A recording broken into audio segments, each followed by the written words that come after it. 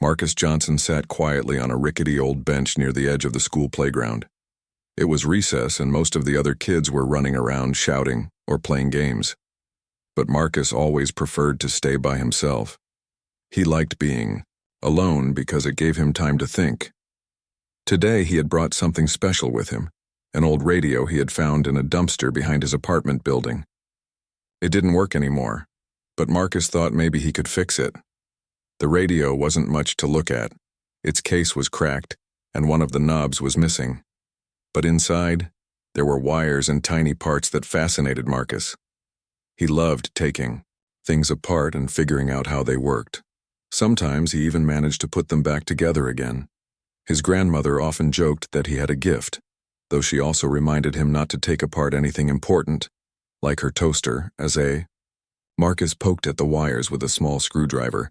He heard familiar voices approaching. They weren't friendly voices. Jake and his friends were coming closer. Jake was tall for his age, with messy blonde hair and a loud laugh that carried across the playground. He was the leader of a group of boys who seemed to enjoy making fun of anyone weaker than them. And today, as usual, their target was Marcus.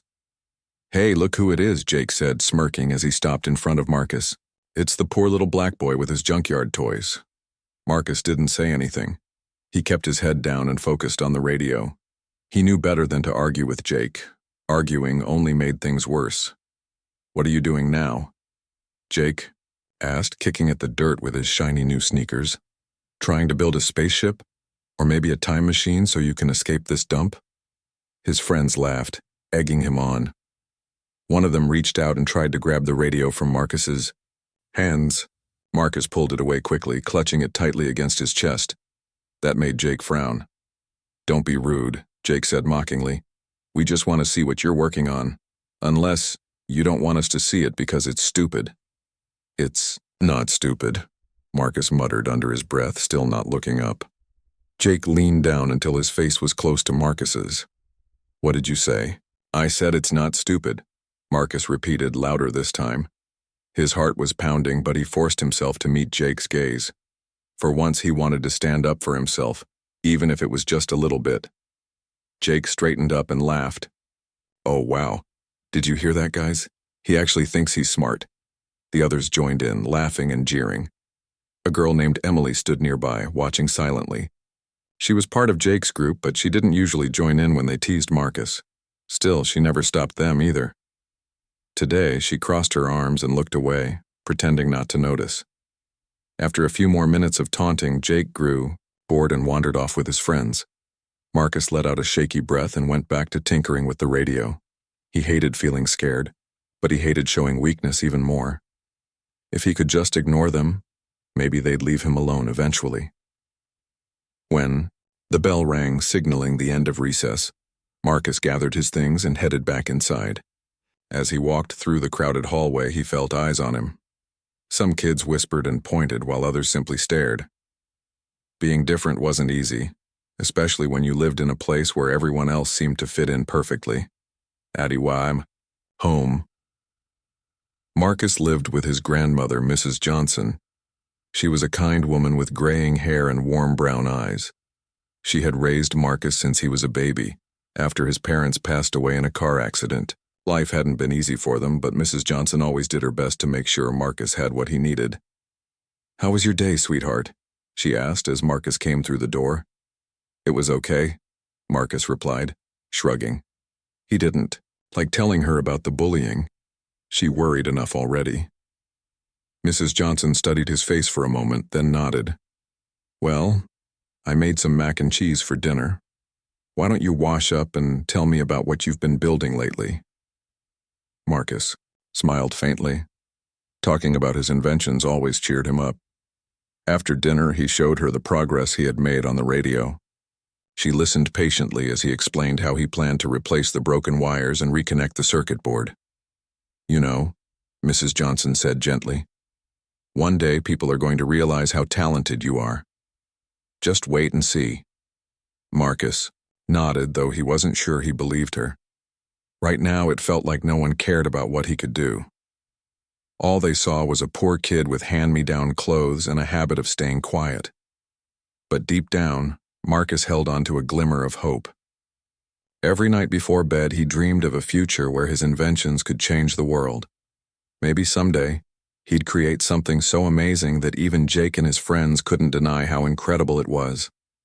Until then, he would keep working, keep learning, and keep believing in himself. That evening, as Marcus lay in bed staring at the ceiling, he thought about the strange metallic object he had found earlier that week. It was unlike anything he had ever seen, and he couldn't shake the feeling that it might be important. Whatever it was, Marcus knew it was special, and he was determined to figure out why. For now, though, he closed his eyes and drifted off, to sleep, dreaming of possibilities beyond the confines of his small town. Somewhere out there, he believed, was a place where he truly belonged, a place where people wouldn't judge him based on where he came from or what he looked like. Until he found it, Marcus vowed to keep pushing forward no matter how hard things got. The next day after school, Marcus couldn't stop thinking about the strange metallic object he had found behind the repair shop. It was small, no bigger than his palm, but it felt heavy in his hand. The surface was smooth and cold, and when he touched it, it hummed faintly, almost like it was alive. There was something mysterious about it, and Marcus knew he had to figure out what it was. When he got home, he went straight to the tiny storage room he used as his workshop. It was cramped and messy, with shelves stacked high with old gadgets, wires and tools. His grandmother often joked that it looked like a junkyard, but to Marcus it was his sanctuary, a place where he could lose himself in his inventions. He placed the metallic object on a wooden table and examined it closely. It didn't look like anything he'd ever seen before. Normally, when Marcus worked on electronics, he could recognize the parts, batteries, circuits, wires. But this thing was completely unfamiliar. He turned it over in his hands, searching for buttons or switches, but there were none. Still, the faint humming continued, and every now and then, a soft blue glow pulsed from inside. Marcus decided to take it apart. Carefully, he grabbed a small screwdriver and began prying at the edges. To his surprise, the object opened easily, revealing a complex network of tiny glowing components inside. They weren't wires or circuits, at least not like any Marcus had seen before. The pieces shimmered faintly and they seemed to move slightly as if they were alive. "What are you?" Marcus whispered to himself, his eyes wide with wonder. Over the next few days, Marcus spent every spare moment studying the object. He tried connecting it to different devices, an old flashlight, a broken toy car, even the radio he had been working on. But nothing happened. Frustrated but determined, he kept experimenting. Finally, one evening, he had an idea. Using scraps from other projects, Marcus built a simple control panel around the object. He added switches, dials, and a small screen he had salvaged from an old calculator. When he finished, he flipped the main switch, holding his breath. At first, nothing happened. Then, the object began to glow brighter, and the room filled with a low hum. Suddenly, a burst of energy shot out, illuminating the entire house. Lights flickered, and for a brief moment, everything around Marcus seemed to shimmer. "Wow," Marcus breathed, staring at the object in amazement. He quickly turned, off the switch, heart racing. Whatever this thing was, it was powerful and dangerous, but it was also incredible. For the first time, Marcus realized he might be holding something truly extraordinary. The next morning at school, Marcus couldn't focus. He kept thinking about the object and what it might be capable of. During recess, Jake and his friends approached him again as usual. This time, Jake noticed the distracted look on Marcus's face. "What's wrong with you today?" Jake sneered. "You look like you've seen a ghost." Marcus ignored him, keeping his head down. He didn't want to give Jake any reason to bother him more than usual. "Hey, maybe he's finally figured out how to fix those junkyard toys of his," one of Jake's friends said, laughing. "Yeah, right," Jake replied. "Like he's actually smart enough to do anything useful?" Marcus clenched his fists but stayed silent. He hated how they always mocked him, but he wasn't about to let them know what he was working on. If they found out about the object, they'd either try to steal it or break it, and Marcus couldn't risk that. Later that afternoon, Marcus returned to his workshop. He wanted to test the object again, but this time, He decided to be more careful. He adjusted the settings on the control panel, making sure the energy output was lower. When he flipped the switch, the object glowed softly and the hum was quieter this time. To his amazement, the small screen on the panel lit up, displaying strange symbols and numbers. Marcus stared at the screen, trying to make sense of it. The symbols didn't match any language he recognized, but the numbers seemed to change depending on how he adjusted the dials. It was like the object was communicating with him, though he couldn't understand what it was saying. As he experimented, Marcus began to notice patterns. Certain combinations of numbers caused the object to emit different colors, while others made it vibrate or produce sounds. It was as if the object was teaching him how to use it. "This is amazing," Marcus whispered to himself, his excitement growing. He knew he was on to something big, but he also knew he had to keep it secret, for now. One evening, as Marcus worked late into the night, his grandmother knocked on the door. "Marcus, it's getting late." "You should get some rest," she said gently. "I will, Grandma, just a little longer," Marcus replied, not looking up from the object. Mrs. Johnson stepped into the room and glanced at the glowing device on the table. "What's that you're working on?" "It's something I found," Marcus said hesitantly. He didn't want to lie to his grandmother, but he wasn't ready to tell her everything yet. "I think it might be important." Mrs. Johnson studied the object for a moment, then smiled. "Well, whatever it is, I'm sure you'll figure it out. You've always been so clever." Her words made Marcus feel a little guilty. He wished he could share his discovery with her, but he knew she would worry if she knew the truth. Instead, he nodded and promised to go to bed soon. After she left, Marcus continued working. He was determined to unlock the object's secrets no matter how long it took. As he adjusted the dials and watched the patterns on the screen, he felt a sense of purpose he had never experienced before. For the first time in his life, Marcus felt like he was meant to do something extraordinary. The following week, things at school got worse. Jake and his friends grew bolder, teasing Marcus more openly. One day during lunch, they cornered him near the lockers. "Where's your backpack, geek?" Jake demanded, grabbing Marcus's arm. "Hand it over." Marcus froze. Inside his backpack was a prototype gadget he had been working on, a personal force field generator powered by the mysterious object. If Jake and his friends found it, they'd destroy it, or worse, use it against him. "I don't have it," Marcus lied, trying to pull away. Jake tightened his grip. "Don't play dumb. We saw you carrying it earlier." Before Marcus could respond, Emily appeared. She had been walking by and stopped when she saw the commotion.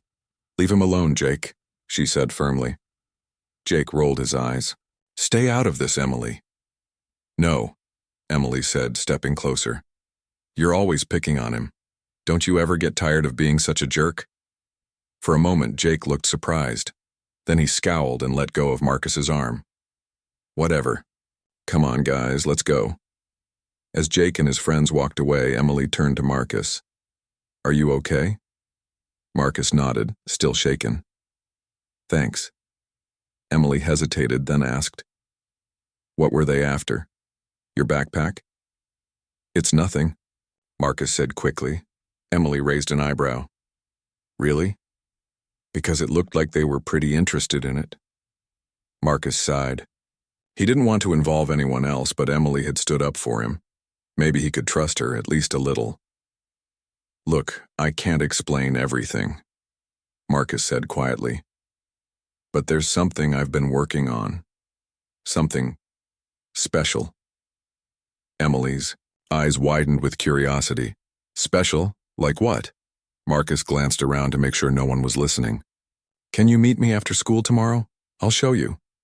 Emily nodded. "Okay, but you'd better not be messing with me." "I'm not," Marcus promised. The next day, after school, Marcus led Emily to his workshop. At first, she looked overwhelmed by the clutter, but when she saw the glowing object on the table, her jaw dropped. "What is that?" she whispered, staring at it in awe. "It's complicated," Marcus admitted. "But it's powerful. I think it might be able to do things we can't even imagine." Emily looked at him, her expression changing from shock to admiration. "Marcus, this is incredible. Why didn't you tell anyone?" "Because I didn't want anyone to take it away," Marcus said honestly. "Or laugh at me for trying." Emily shook her head. "I wouldn't have laughed, and neither would anyone else if they knew how amazing this is." For the first time, Marcus felt like someone truly understood him. With Emily's help, he realized he might finally have a chance to prove himself, not just to Jake and his friends, but to everyone who had doubted him. As they talked, Marcus felt a spark of hope ignite within him. Whatever challenges lay ahead, he knew he wouldn't face them alone. The next few days were a whirlwind for Marcus. With Emily now aware of his secret, he felt less alone.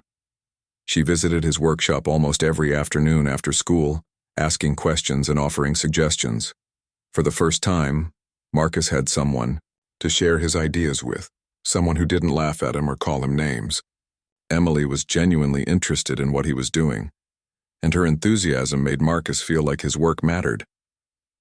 One evening, as they pored over the glowing object together, Emily pointed to the screen displaying strange symbols.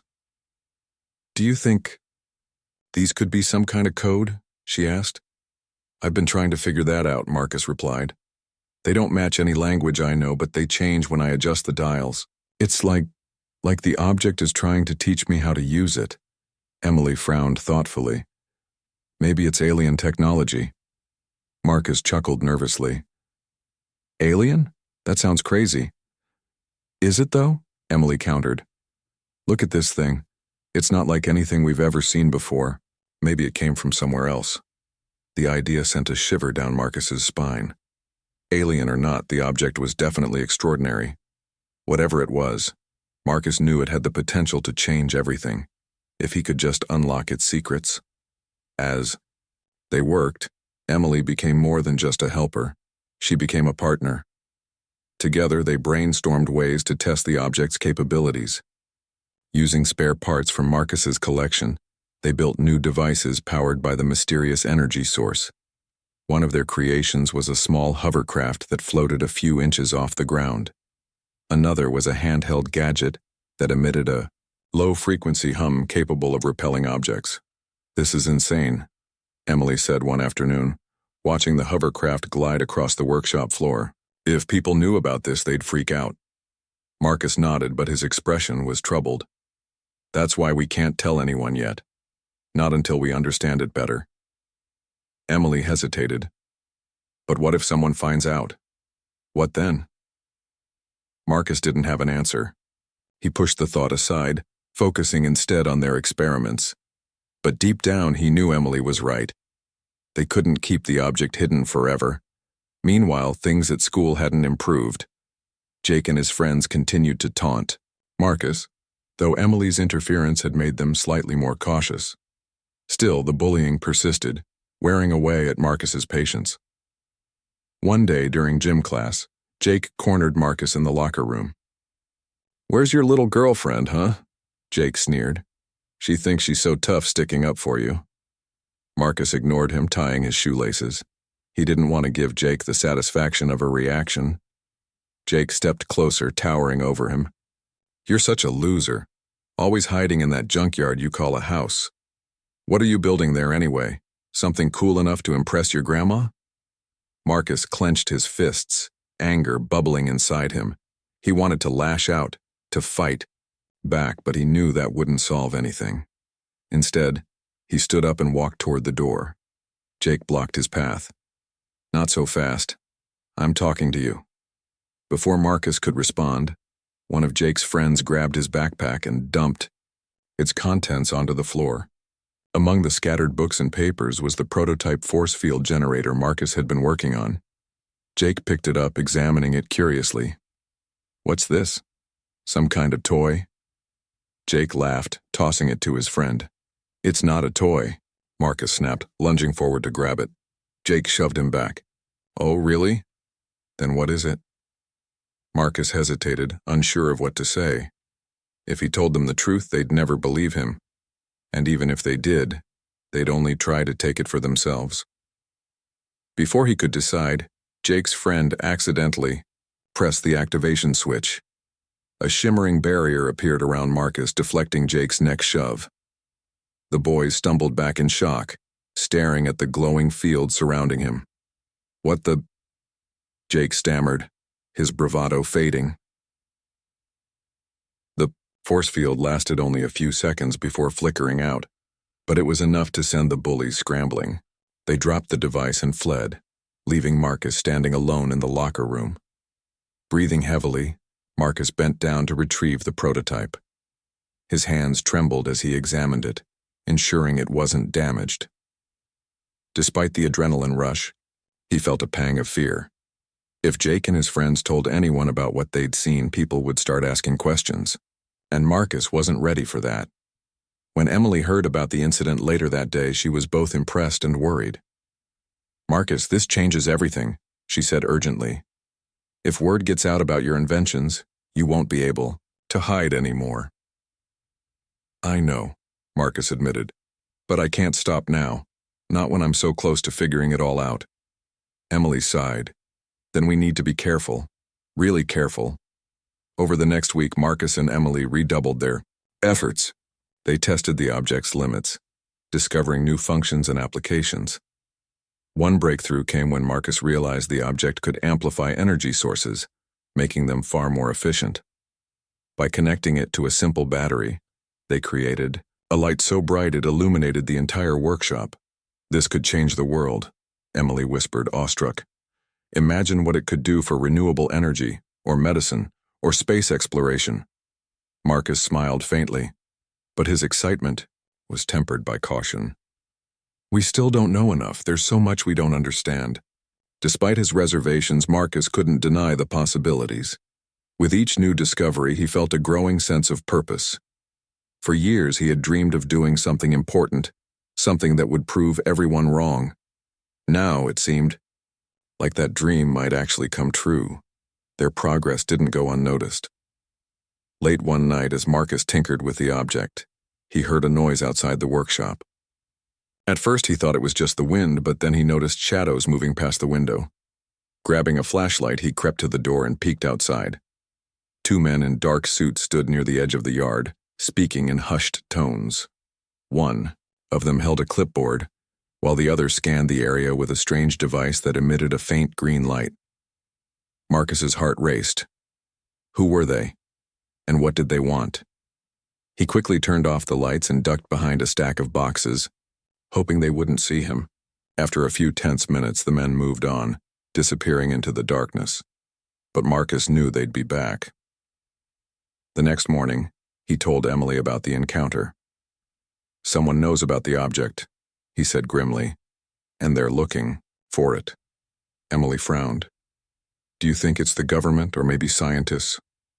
"I don't know," Marcus admitted. "But whoever they are, they're dangerous. We need to protect the object and ourselves." Together, they devised a plan. Using the force field generator and other gadgets they had built, they fortified the workshop, setting up traps and alarms to alert them if anyone tried to break in. They also agreed to keep the object hidden at all times, taking it with them whenever they left the house. As the days passed, Marcus grew increasingly anxious. He knew it was only a matter of time before the strangers returned, and when they did, he and Emily would have to be ready. Despite the danger, Marcus refused to give up. The object had given him hope, a chance to prove himself and make a difference in the world. No matter what happened, he vowed to keep fighting for a future where people saw him not as a poor black boy, but as the genius he truly was. And with Emily by his side, he felt stronger than ever. Marcus and Emily knew they couldn't stay in the workshop any longer. After seeing the men in suits lurking around their neighborhood, Marcus decided it was too risky to keep the object at home. They needed a safer place, somewhere no one would think to look. That's when Emily suggested the old warehouse on the outskirts of town. "It's abandoned," she explained. "No one goes there anymore. We can hide the object there and work on it without being seen." Marcus hesitated. The idea of moving their operation made him nervous, but he didn't have a better plan. "Okay," he said finally, "but we'll need to be careful." That night, under the cover of darkness, Marcus and Emily sneaked out of their homes carrying the object and some essential tools. The warehouse was cold and damp, with peeling paint and broken windows. It wasn't ideal, but it would have to do. Together, they set up a makeshift workspace using crates and old furniture they found inside. "This will work," Marcus said, placing the glowing object on a sturdy wooden table, "at least for now." Emily nodded, though her expression was tense. "We should keep watch tonight, just in case those guys come looking." They took turns staying awake, keeping an eye out for any signs of trouble. Every creak of the floorboards or rustle outside sent their hearts racing, but nothing happened. By morning they were exhausted, but relieved. Over the next few days, Marcus and Emily worked tirelessly in the warehouse. With each experiment, they uncovered new functions of the object. One discovery stood out: the ability to generate massive amounts of energy from almost nothing. This breakthrough gave Marcus an idea. "What if we use this to help people?" he asked Emily one evening. "Imagine powering entire cities without relying on fossil fuels, or creating medical devices that could heal injuries instantly." Emily's eyes lit up. "That's amazing, but how do we even start? We're just kids." "We've got this far, haven't we?" Marcus replied with a small smile. "Besides, I'm not doing this alone anymore. You're here with me." Emily grinned. "Well, you're definitely smarter than I am, so I guess I'm stuck helping you." Despite the challenges, their determination only grew stronger. However, they weren't the only ones interested in the object. The men in suits hadn't given up their search. One afternoon, while Marcus and Emily were testing a new invention, a cloaking device designed to render objects invisible, they heard the sound of footsteps approaching the warehouse. Quickly, Marcus activated the cloaking device, hiding the object just as the door creaked open. Two men stepped inside, scanning the area with flashlights. One of them held a strange handheld scanner which emitted a soft beeping noise. Marcus recognized it as the same device he'd seen them using near his house. "They're looking for the object," Emily whispered, her voice barely audible. Marcus nodded, gripping a wrench tightly in case they needed to defend themselves. Thankfully, the men didn't venture far into the warehouse. After a quick sweep, they left, muttering about returning later. Once they were gone, Marcus let out a shaky breath. "This isn't going to stop. They'll keep coming until they find it." "Then we need to expose them," Emily said firmly. "If we can prove what they're doing, maybe we can get them to back off." Marcus frowned. "How? We don't even know who they are." "That's why we need evidence," Emily replied. "Cameras, recordings, anything that shows what they're after." It was a risky plan, but Marcus agreed it was worth a try. Over the next few days, they rigged the warehouse with hidden cameras and microphones, ensuring every corner was covered. They also built several drones equipped with recording devices, ready to deploy if the men returned. When the strangers came back, Marcus and Emily were prepared. From a safe distance, they watched as the men searched the warehouse again. Unaware, they were being recorded. The footage captured everything: their faces, their equipment, even snippets of their conversation. "They're from Quantum Dynamics," Emily realized after reviewing the recordings. She recognized the logo on their uniforms. "It's a big tech company. I read about them online." Marcus scowled. "What does a corporation like that want with my object?" "Probably the same thing we do, to use it for power," Emily said grimly. "But they won't care about helping people. They'll just exploit it for profit." The realization filled Marcus with anger and resolve. He refused to let anyone misuse the object. With Emily's help, he devised a bold plan to reveal Quantum Dynamics' intentions to the world. Their first step was to create a demonstration.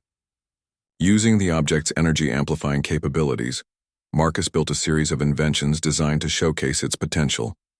There was a portable water purifier capable of cleaning polluted water in seconds, a compact generator that could power an entire building, and a medical patch that accelerated healing. Each creation was more impressive than the last. Next, they reached out to Mrs. Carter, a retired teacher who had always been kind to Marcus. Though hesitant at first, she agreed to help spread the word once she saw what Marcus and Emily had accomplished. You two are going to change the world, she said, tears in her eyes. Just promise me you'll be careful. With Mrs. Carter's support, Marcus and Emily began sharing their story with trusted members of the community. Word spread quickly, and soon, people started gathering at the warehouse to see the inventions for themselves. Even Jake and his friends showed up, though they kept their distance, unsure of what to make of Marcus's sudden fame. The final piece of the puzzle was exposing quantum dynamics.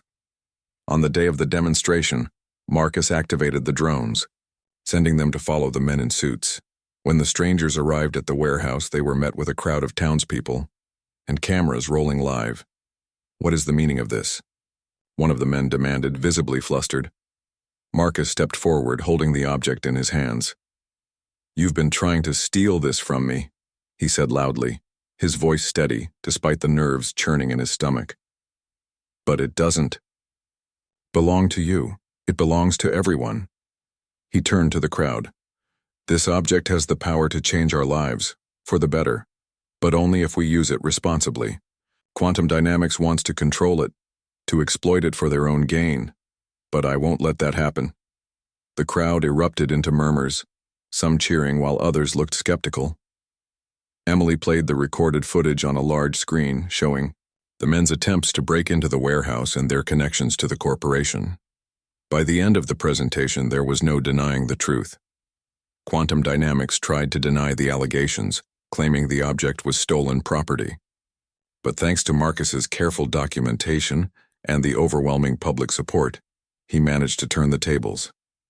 News outlets picked up the story, and within days the corporation's unethical practices were exposed worldwide. As the dust settled, Marcus felt a sense of triumph he had never experienced before. For years, he had been dismissed, ridiculed, and ignored. Now people were listening, not because of who he was, but because of what he had achieved. Jake and his friends approached him awkwardly after the demonstration. Sorry about everything, Jake mumbled, scratching the back of his head. Guess we were wrong about you. Marcus nodded, accepting the apology without bitterness. He didn't need revenge, he just wanted to move forward. With Emily by his side and the entire town rallying behind him, Marcus knew his journey was far from over. The object still held countless mysteries waiting to be unraveled. But for the first time, Marcus felt hopeful, not just for himself, but for the future of humanity. And deep down, he knew his grandmother was right. People finally saw him for who he truly was, a genius, a dreamer, and a hero. The days following the exposure of quantum dynamics were a whirlwind for Marcus. His life had changed overnight.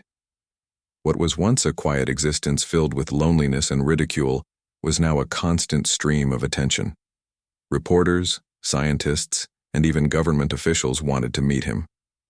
People from all over the country, and soon the world, were talking about the poor black boy who turned out to be a hidden genius.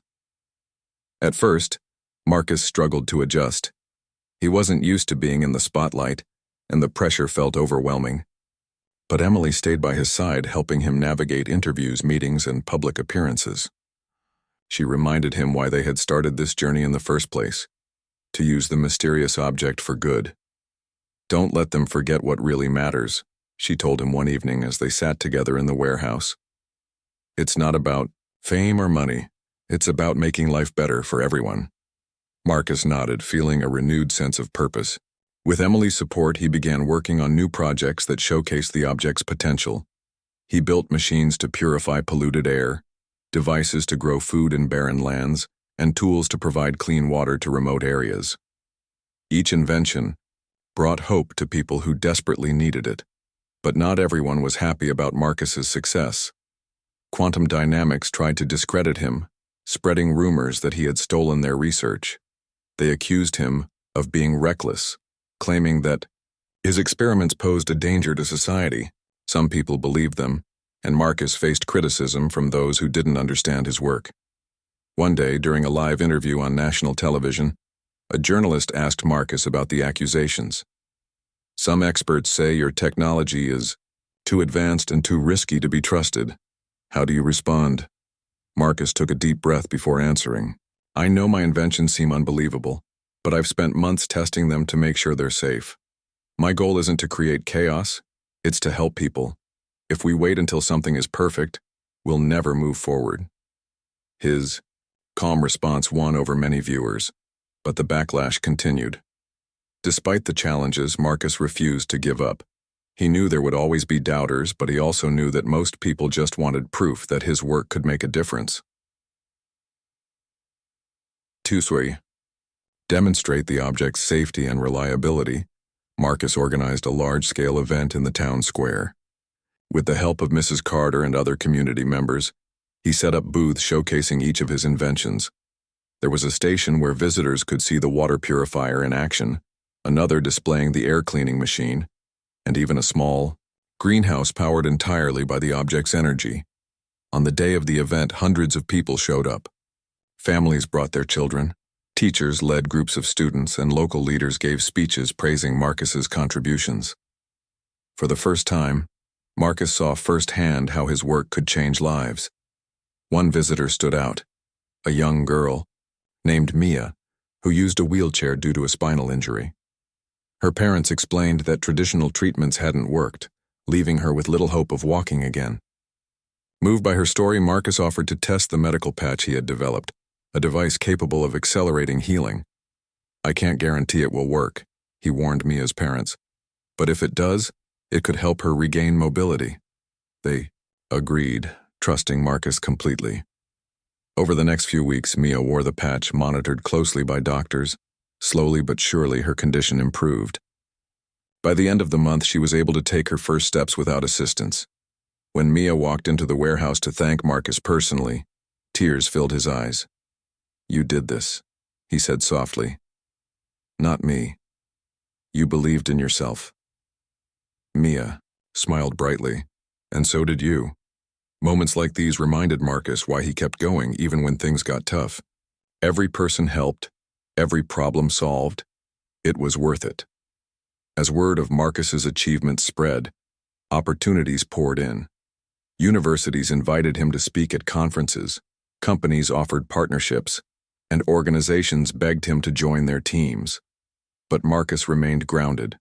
He turned down lucrative deals, choosing instead to focus on grassroots efforts that directly benefited communities in need. Emily played a crucial role in managing these opportunities. Together, they formed a nonprofit organization dedicated to researching and distributing the object's technology. They called it Future Hope, symbolizing their vision for a brighter tomorrow. "We're not doing this for ourselves," Marcus explained during the launch of Future Hope. "We're doing it for everyone who deserves a chance at a better life." The organization quickly gained traction, attracting volunteers, donors, and collaborators from around the globe. Even Jake and his friends joined in, volunteering their time to help build prototypes and organize events. Though their past behavior still lingered in Marcus's mind, he welcomed their efforts, seeing it as a step toward redemption for both them and himself. Despite his growing responsibilities, Marcus never lost sight of his roots. He visited his grandmother often, sharing updates on his progress and seeking her advice. "You've come so far," she said proudly one evening, "but don't forget where you came from. Stay humble and keep learning." Her words stuck with him. No matter how much success he achieved, Marcus knew he still had plenty to learn. The object itself remained a mystery, its full capabilities yet to be discovered. He continued experimenting, driven by curiosity and the belief that there was always more to explore. One night, as he studied the object under a microscope, Marcus noticed something unusual. Tiny symbols etched into its surface seemed to shift and rearrange themselves, forming patterns he hadn't seen before. It was as if the object was communicating with him again, but this time, in a way he couldn't fully understand. "What are you trying to tell me?" he whispered, tracing the symbols with his finger. Emily walked in, carrying a tray of snacks. "Still obsessing over that thing, huh?" "It's like it's alive," Marcus replied, showing her the shifting patterns. What if it's not just a tool? What if it's part of something bigger?" Emily frowned thoughtfully. "Like what?" "I don't know," Marcus admitted. Maybe it's a key to somewhere else. Or maybe it's a message from whoever made it. The idea excited and terrified him at the same time. If the object truly came from somewhere beyond Earth, it raised questions Marcus wasn't ready to answer. Still, he couldn't ignore the possibility. In the months that followed, Marcus dedicated himself to unraveling the object's secrets. With Emily's help, he built advanced equipment designed to analyze its properties. Slowly, they pieced together fragments of information, hinting at a vast network of knowledge waiting to be unlocked. Though the journey ahead was uncertain, Marcus felt hopeful. He had already accomplished so much, proving to the world and to himself that he was capable of greatness. And he knew there was still more to discover. As he gazed at the stars one night, Marcus imagined reaching out to others like him, people with dreams bigger than themselves, scattered across the universe. Someday, he hoped to connect with them, sharing ideas and working together to solve humanity's greatest challenges.